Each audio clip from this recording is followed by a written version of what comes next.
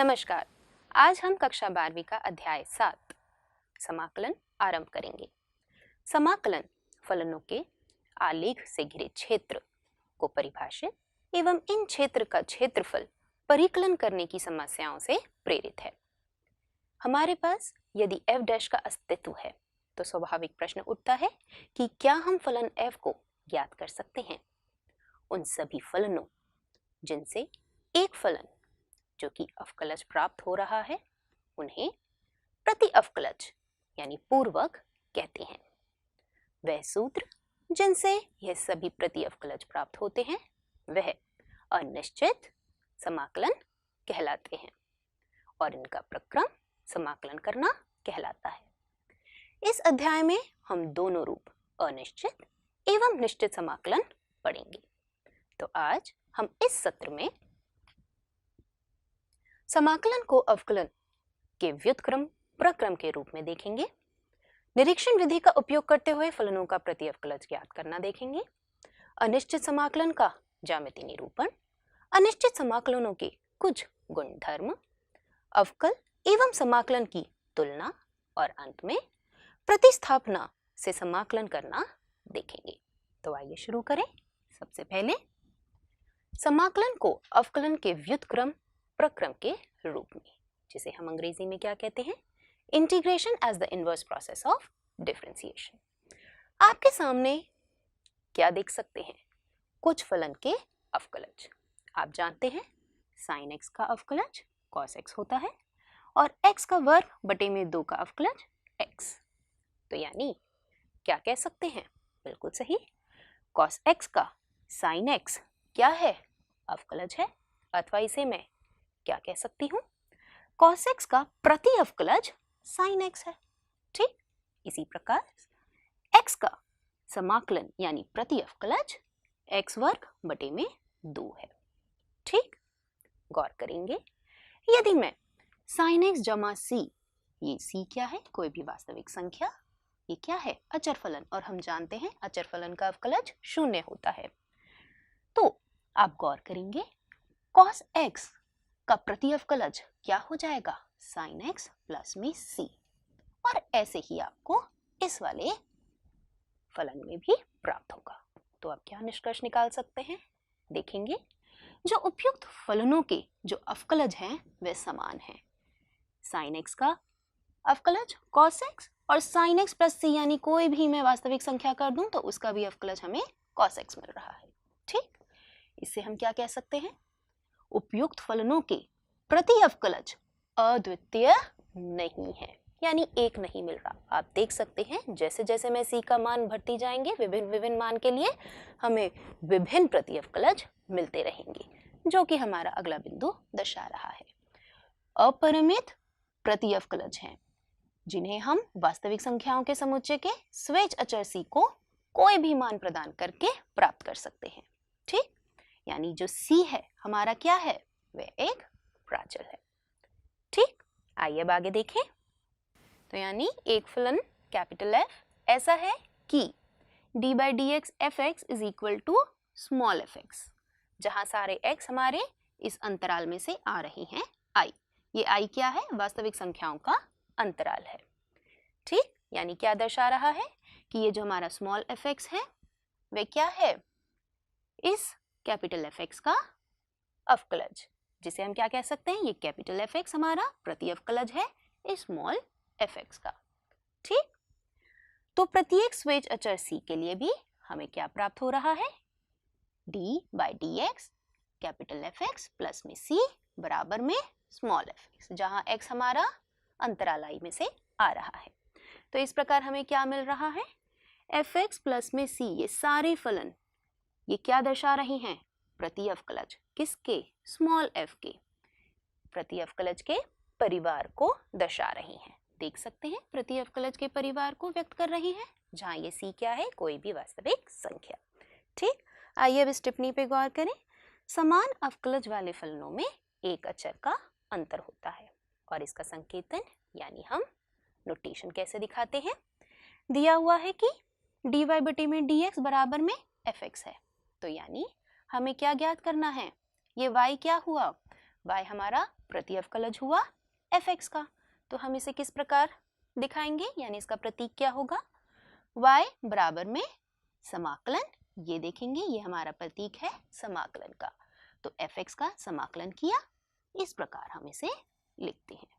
ठीक, आइए अब आगे देखिए।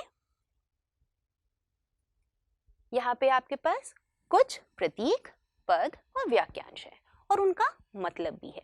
इस तालिका में आप सबसे पहले देखेंगे, ये हमारा संकेतन सबसे पहले मैंने आपको बताया था, इसका मतलब क्या है। यहाँ पे हमारा फलन f है, तो फलन का x के सापेक्ष में समाकलन, यानी हम इस फलन को x के जो सापेक्ष है समाकलन कर रहे हैं। ठीक, अब यहाँ देखेंगे ये समाकलन में fx यानी ये फलन क्या दर्शा रहा है, जिसका हम समाकलन निकाल रहे हैं, तो उसे हम समाकल्य कहते हैं। ठीक, अब देखेंगे ये x स्वाभाविक है, ये क्या कहलाएगा, समाकलन का चर।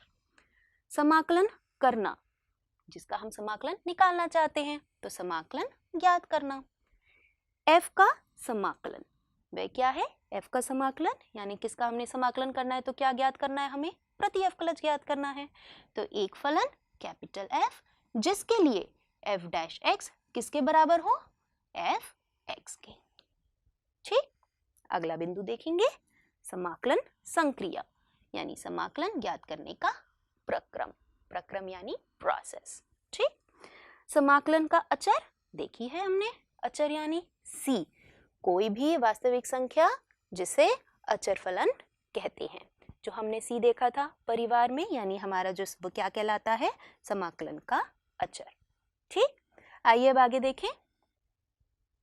अब हम देखेंगे कुछ प्रश्न। इस प्रश्न में हमें बोला गया है निरीक्षण विधि का उपयोग करते हुए निम्नलिखित जो फलनों का प्रति अवकलज ज्ञात करें। तो सबसे पहला आप फलन देखेंगे cos 2x। ठीक, अब इस 2x फलन को हमें क्या सोचना है, हम ऐसे फलन को खोजना है, वह चाहते हैं जिसका अवकलज क्या हो, cos 2x। बिल्कुल, यदि हमारे पास ये fx है तो हमें ऐसा क्या ढूंढना है, फलन ढूंढना है जिसका अवकलज क्या हो, fx हो, यही चाह रहे हैं हम। ठीक, तो गौर करेंगे, अब यदि हम sin 2x का अवकलज ज्ञात करें तो हमें क्या मिल रहा है, 2 cos 2x। ठीक, अब देखेंगे ये तो हमें नहीं मिला, अगर हम इसे 1/2 से क्या कर दें, गुणा कर दें, तो क्या मिल रहा है, cos 2x बराबर में 1/2 d by dx sin 2x, जो कि बराबर है d by dx 1/2 sin 2x।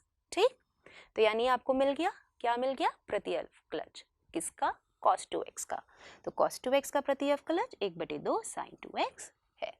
ठीक, इसी प्रकार आइए दूसरा प्रश्न को देखें, बी पार्ट, यानी 1/x का हमें क्या ज्ञात करना है, प्रति अवकलज, जहां हमारा x क्या है, शून्येतर है, यानी शून्य संख्या नहीं ले रहा। अब हम जानते हैं यदि हम log x का अवकलज ज्ञात करें तो वह क्या होता है, 1/x, जहां हमारा x क्या हो, शून्य से बड़ा हो। इसी प्रकार यदि हमारा x शून्य से छोटा होता है तो log -x का भी हमारा जो अवकलज होता है वह क्या मिल जाता है, 1/-x और गुणा में -1। तो आप गौर करेंगे कि d by dx अगर log का निरपेक्ष मान निकालें, यानी निरपेक्ष x देखें, तो उसका अवकलज कितना आ रहा है, 1/x, जहाँ x हमारा शून्येतर है, तो हमें अवकलज किसका प्राप्त हुआ, log mod x, तो हमें 1/x का प्रति अवकलज ज्ञात हो गया। देख सकते हैं 1/x का समाकलन, यानी इसका प्रति अवकलज कितना है, log mod x। ध्यान रखेंगे ये log mod x हमारा क्या है, प्रति अवकलज के परिवार का एक वक्र दर्शा रहा है। ठीक, आइए अब आगे देखते हैं कुछ प्रमाणिक सूत्र जिन्हें हम सीधा इस्तेमाल करेंगे। आपने कई क्या करे हैं, फलनों के अवकलज देखे हैं, जैसे कि x की घात n जमा 1/n-1, इसका अवकलज x की घात n, x का अवकलज 1, sin x का अवकलज cos x, minus cos x का अवकलज sin x। इसी प्रकार आप क्या निकाल सकते हैं? ये सारे x की घात n, 1, cos x, sin x क्या पता है आपको? इनके प्रति अवकलज, यानी अगर हम इनका समाकलन करें तो, जो कि आप यहाँ देख सकते हैं। x की घात n का समाकलन करने पर हमें क्या मिलेगा? x की घात n प्लस 1 बटे में n प्लस 1 जमा में c। ठीक, 1 का समाकलन यानी उसका प्रति अवकलज क्या मिलेगा? x जमा में c, cos x का प्रति अवकलज sin x जमा में c, sin x का प्रति अवकलज माइनस cos x जमा में c। और इसी प्रकार आपको पूरी सूची आपके सामने है, जैसे कि आप इस दूसरी सूची में भी देख सकते हैं। गौर करेंगे, इस वाले सूत्र में हम जानते हैं माइनस कॉट प्रतिलोम x, यदि अगर हम इसका अवकलज ज्ञात करते हैं तो हमें क्या मिलता है? 1 बटे में 1 जमा x का वर्ग। तो यानी 1 बटे 1 जमे x के वर्ग का प्रति अवकलज, या फिर जब हम इसे समाकलन निकालें इसका, तो हमें क्या मिलेगा? माइनस कॉट प्रतिलोम x जमा में c। ठीक, आइए अब आगे देखते हैं। ध्यान देंगे, प्रयोग में हम प्राय उस अंतराल का जिक्र नहीं कर रहे। अभी तक हमने किसी भी अंतराल का जिक्र नहीं किया जिसमें विभिन्न फलन परिभाषित हैं। तथापि किसी भी विशिष्ट प्रश्न के संदर्भ में, जब भी हम किसी विशिष्ट प्रश्न को लेंगे, उसके अंदर इस अंतराल का जिक्र करना अनिवार्य है या फिर करना चाहिए। ठीक, आइए अब आगे देखें। क्या देखेंगे? अनिश्चित समाकलन का ज्यामितीय निरूपण। ठीक, हमारे पास एक फलन लिया है हमने f(x) बराबर में 2x, तो यानी इसका समाकलन यानी इसका प्रति अवकलज ज्ञात करें तो वह क्या होगा? x का वर्ग जमा में c। और गौर करेंगे, y बराबर x का वर्ग जमा में c, ये समाकलनों के एक परिवार को निरूपित कर रहा है, देखा था हमने। और ये क्या दर्शा रहा है? प्रत्येक समाकलन एक परवलय को निरूपित करता है जिसका अक्ष y अक्ष के अनुदिश है। ये परवलय हमारे दर्शा रहे हैं। कैसे दर्शा रहे हैं? जैसे जैसे हम c का मान डालेंगे वैसे वैसे हमें एक अलग परवलय मिलेगा। इस प्रकार c के प्रत्येक धनात्मक मान के लिए परिवार के प्रत्येक परवलय का शीर्ष y अक्ष के धनात्मक दिशा में होगा। क्या दर्शा रहा है? हम जान रहे हैं y बराबर x वर्ग जमा में c क्या दर्शा रहा है? परवलयों का परिवार।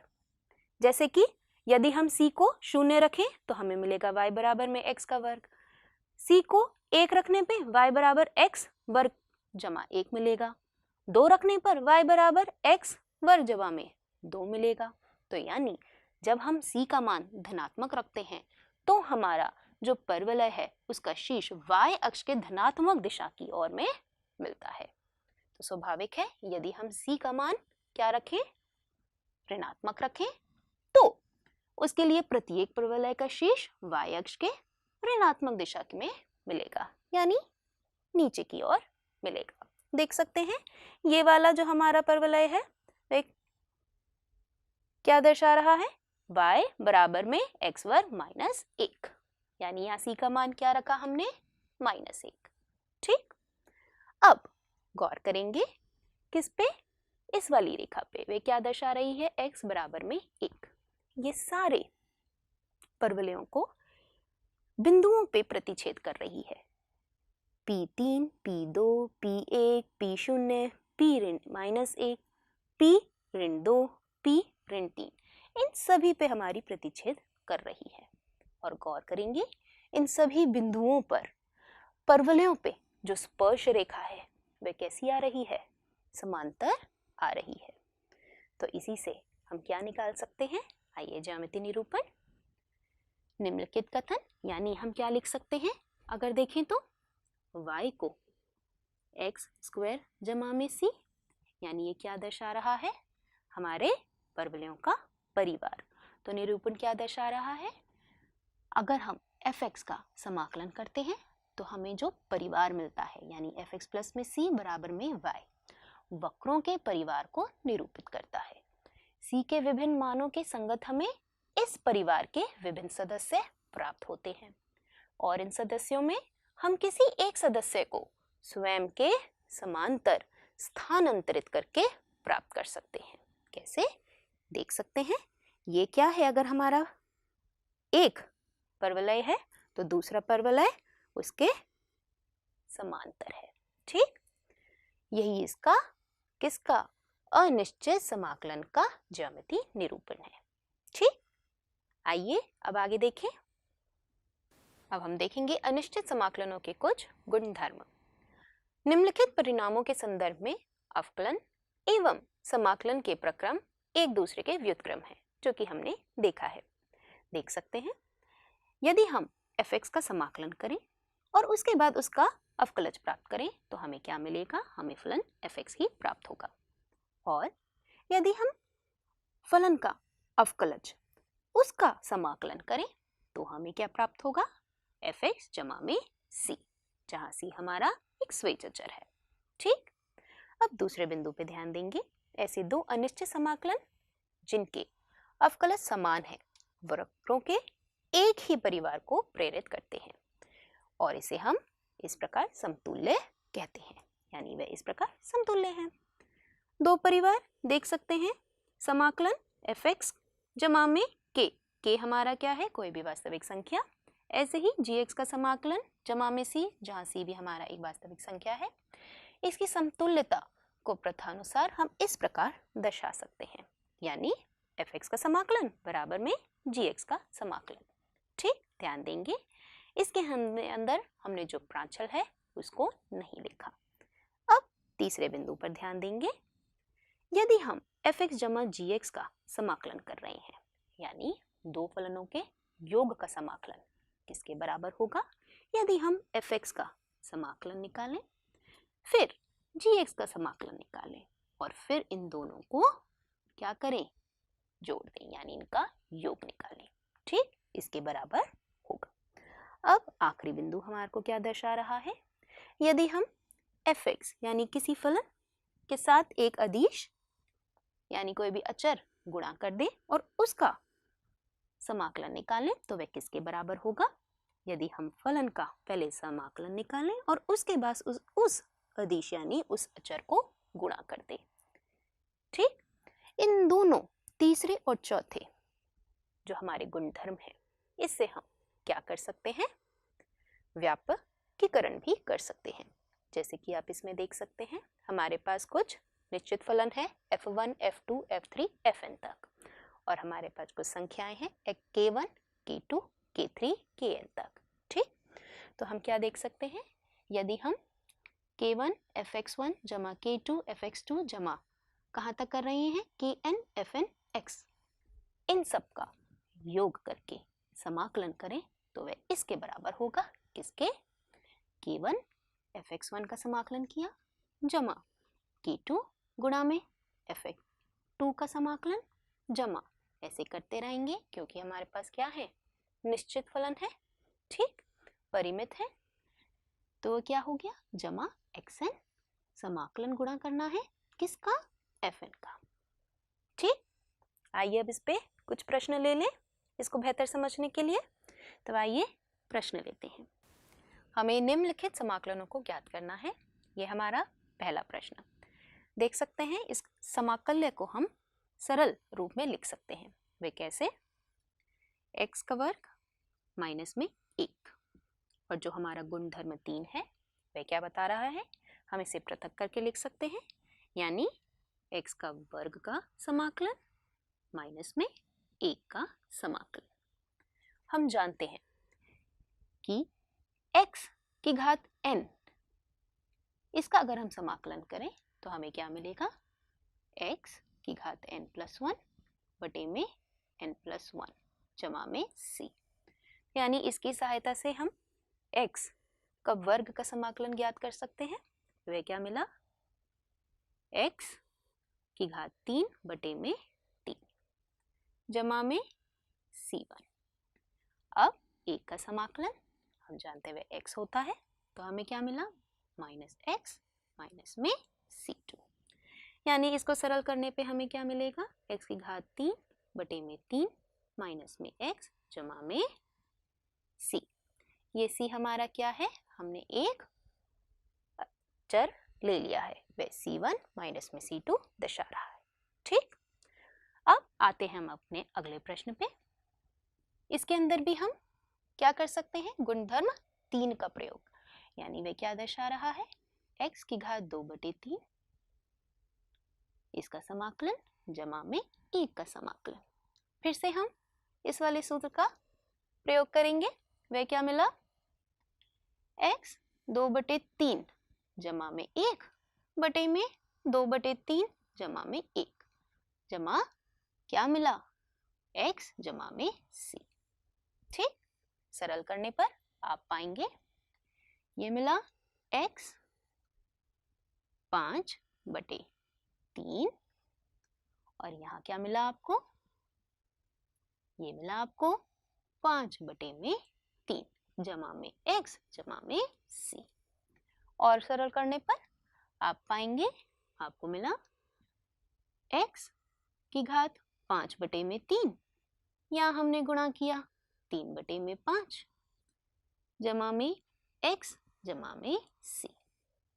ठीक, तो ये हमारा इस समकल्य का समाकलन मिल गया।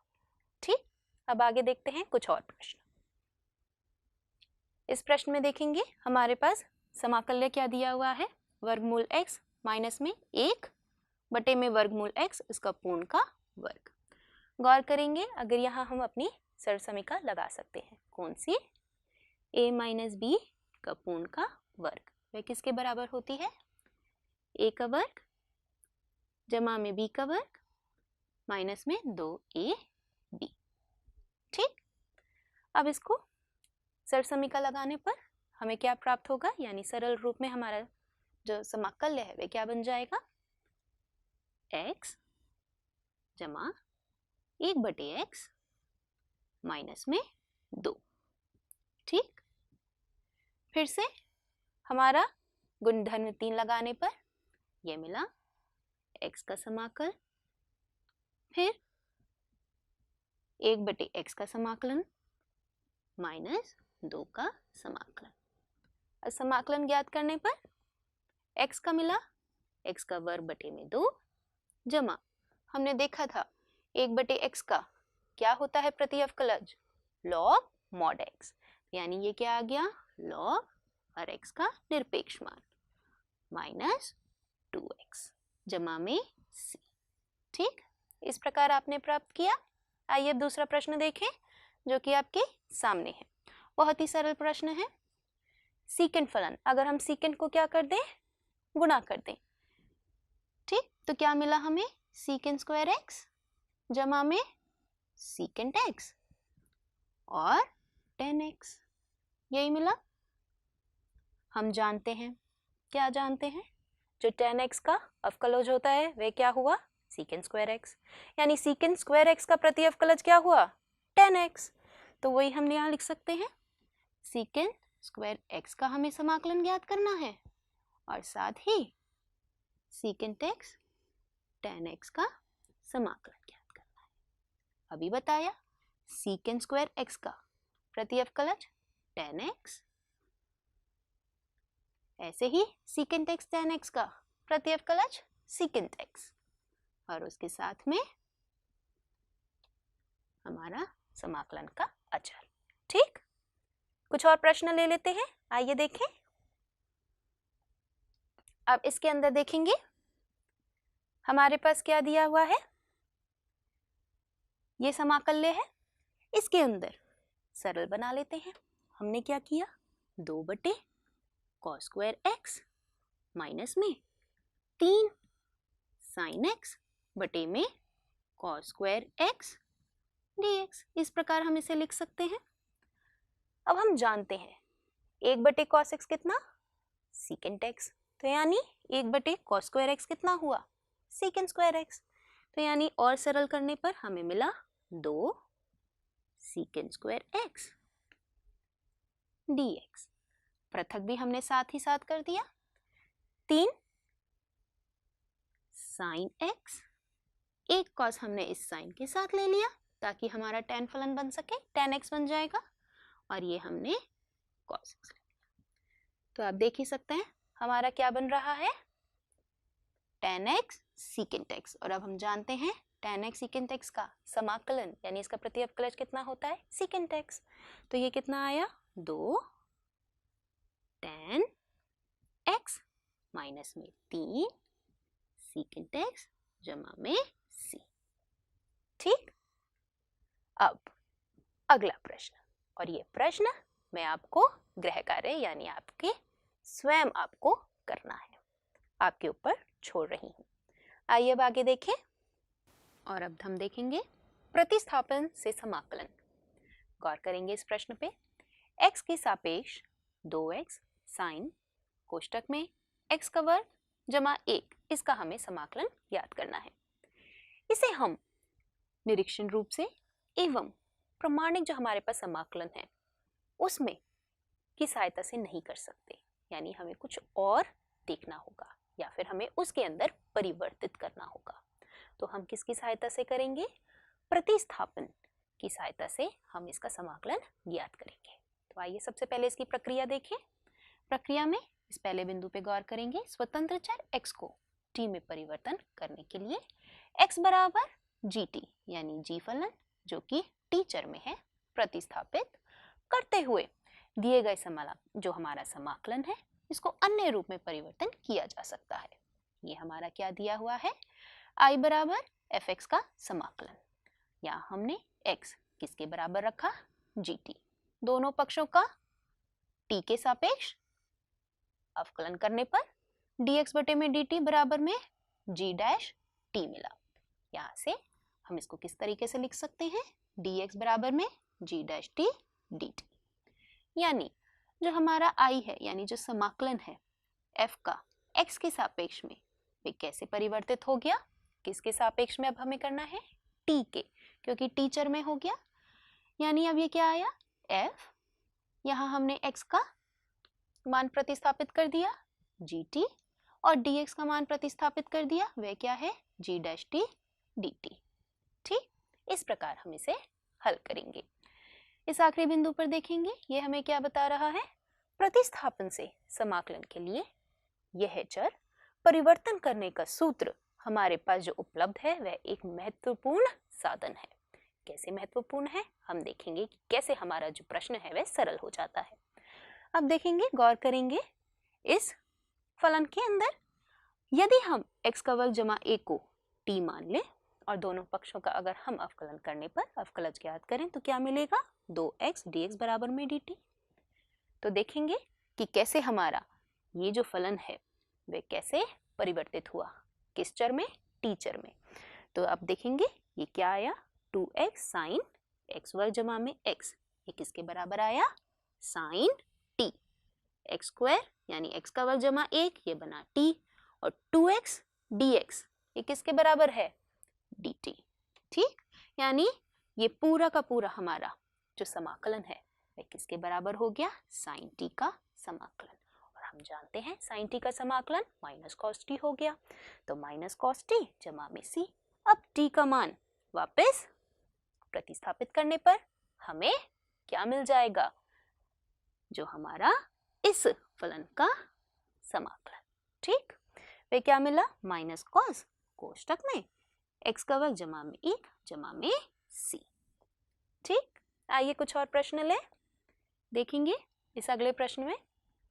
अब इसके अंदर हमें क्या दिया हुआ है, हमारा परिमेय फलन है जिसमें हमारा अंश क्या है, e 2x घटा में e माइनस 2x, और हर क्या दिया हुआ है, e की घात 2x जमा में e की घात माइनस 2x। ठीक, यदि हम इस हर को पूरे को t मान लें तो ये क्या मिला, माइनस 2x बराबर में t। अब दोनों का क्या करें, दोनों पक्षों का अवकलन करने पर हमें क्या मिलेगा, e की घात 2x जमा में माइनस 2 e की पर माइनस 2x। गौर करेंगे इसका अवकलज के साथ में यहाँ 2 भी आएगा, क्यों, क्योंकि यहाँ क्या है 2x, तो इसका अवकलज कितना हुआ, e की घात 2x का e की घात 2x गुणा में 2। ठीक, dx बराबर में dt। अब 2 हम उभयनिष्ठ ले सकते हैं, तो यानी क्या मिला, e की घात 2x माइनस e की घात माइनस 2x dx बराबर में 1/2 dt। गौर करेंगे, ये हमारा क्या दर्शा रहा है, अंश, यानी प्रतिस्थापित ना कर देते हैं। प्रतिस्थापित करने पर मान हमें क्या मिला, 1/t dx, और ये हमारा अंश किसके बराबर, 1/2 dt, यानी 1/2 dt। ये कर सकते हैं। अब इसका हमें सरल है, समाकलन आता है, वह किसके बराबर हुआ, 1/2 log किसका, निरपेक्ष मान t जमा में c। अब हल निकालना है, यानी t का मान वापस डाल देते हैं। t किसके बराबर, e की घात 2x जमा e की घात माइनस 2x, तो वापस डालने पर हमें ये कितना मिला, 1/2 log e की घात 2x माइनस e की घात माइनस 2x जमा में c। ठीक, ये हमारा हल है। आइए अब दूसरा प्रश्न भी देखें। अब इस प्रश्न में हम सोचेंगे कि हम क्या माने, यानी किसको हम t माने, पर गौर करेंगे हमारा अभी क्या है, ये जो समाकल्य है सरल रूप में नहीं है, तो हम इसको परिवर्तित कर देते हैं। अगर हम इसको अंश को और हर को किससे, cos x से गुणा कर दें तो क्या मिलेगा, यानी cos x से इस पूरे समाकल्य को गुणा और भाग कर दें, तो ये मिला tan x का वर्गमूल बटे में sin x cos x गुणा में cos x बटे में cos x। ये कर सकते हैं। ठीक, अब ये cos x इसके साथ लें तो हमारा क्या बना, 1/cos स्क्वायर x। अब ये क्या है, tan x का वर्गमूल, और इस sin x का cos x से लें तो हमारा हर में क्या मिल जाएगा, tan x फलन। ठीक, यानी गौर करेंगे cos स्क्वायर x है तो हम इसे अंश में ले जाएं तो secant स्क्वायर x हो जाएगा, और ये आया tan x का वर्गमूल हर में। ठीक, अब आप देख ही सकते हैं हम किसको t माने, tan x को। tan x को t मानने पर अवकलज ज्ञात करने पे क्या मिलेगा, secant स्क्वायर x dx बराबर में dt, तो यानी ये हमारा क्या बन जाएगा, 1/वर्गमूल t dt। ठीक, हमने क्या माना, tan x को t माना, तो हमारा secant स्क्वायर x dx किसके बराबर हो गया, dt के बराबर हो गया। ठीक, आइए अब इसका हल देखें। इसका समाकलन करने पर क्या मिलेगा, यहां पर देखेंगे क्या मिला, 2t का वर्गमूल जमा में c। t का मान भर दीजिए, क्या आया t का मान, 2 tan x का वर्गमूल जमा में c, और यही हमारा हल है। ठीक, आइए अब कुछ और प्रश्न लें। अगले प्रश्न में आप देखेंगे ये बहुत ही सरल है, इसका मैं आपको हिंट दे सकती हूँ और उसके बाद आप उसके खुद हल कर सकते हैं।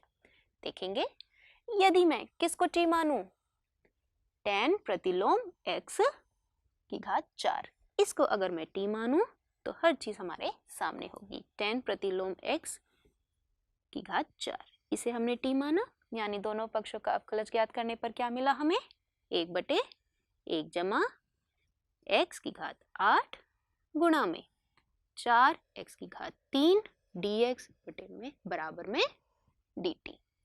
तो यानी ये हमारा सरल रूप में लिखें तो क्या मिला, x की घात 3 बटे में 1 जमा x की घात 8 dx बराबर में 1/4 dt। ठीक, तो यानी हमारा प्रश्न किस में परिवर्तित हो गया,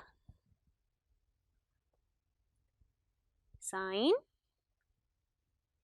t dt। सरल है। अब इसका आप समाकलन तो आसानी से निकाल ही सकते हैं। ठीक, ये मैं आप पे छोड़ रही हूं। अब अगला प्रश्न देखेंगे। इसके अंदर देखेंगे हमने ऐसा प्रश्न पहले भी किया है जिसके अंदर हमने हर को t माना, ठीक। तो हमारा अंश और dx बराबर में dt मिला, पर क्या यहाँ हर को t मानने पे हमारा प्रश्न हल होगा? नहीं। अब क्या माने हम इसके अंदर? गौर करेंगे, यदि हम अंश और हर को दोनों को ex से भाग कर दें तो ये हमारा जो समाकल्य है वह सरल रूप में आ जाएगा। कैसे देखेंगे? e की घात 2x बटे में ex माइनस 1 बटे ex, ठीक। यही हमने किया।